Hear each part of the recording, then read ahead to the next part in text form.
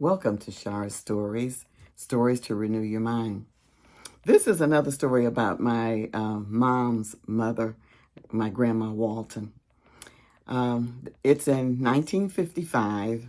It's 11:45 p.m. at night in the Antioch Primitive Baptist Church. And in the primitive Baptist churches, you don't have choirs or anything or any kind of musical instruments. At least we didn't in this one. And everything was everybody singing a cappella. And you could have 3 or 4 preachers preaching on a Sunday morning. But anyway, that's where the backdrop is. And I'm 7 years old. Okay, and I'm sitting in a hard metal folding chair waiting for midnight to arrive and the gun shootings to stop so Grandma and I could walk home. She and I had come, and the church was walking distance from our house, and we lived in Detroit. And we've been there at the watch meeting since 7 p.m., so you know it was a long time for a 7-year-old.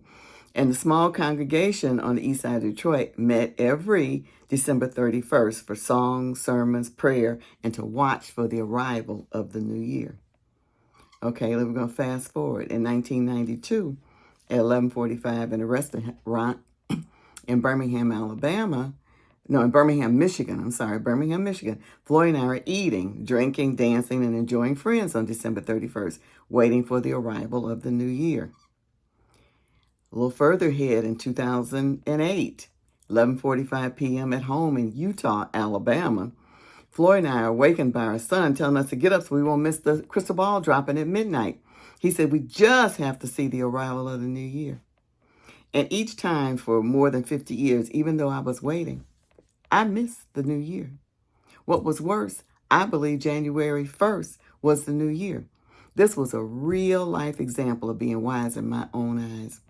When I relegated the Old Testament to being nothing more than historical books or for the Jews only, I threw out the law. I didn't realize they were my instructions to live by. Keeping the law was my way to acknowledge him. I realize now that Jehovah's commands are one of the ways that he directs my path. Jehovah has determined that the biblical New Year starts when the new moon is sighted in Israel and the barley there is in an Abib state.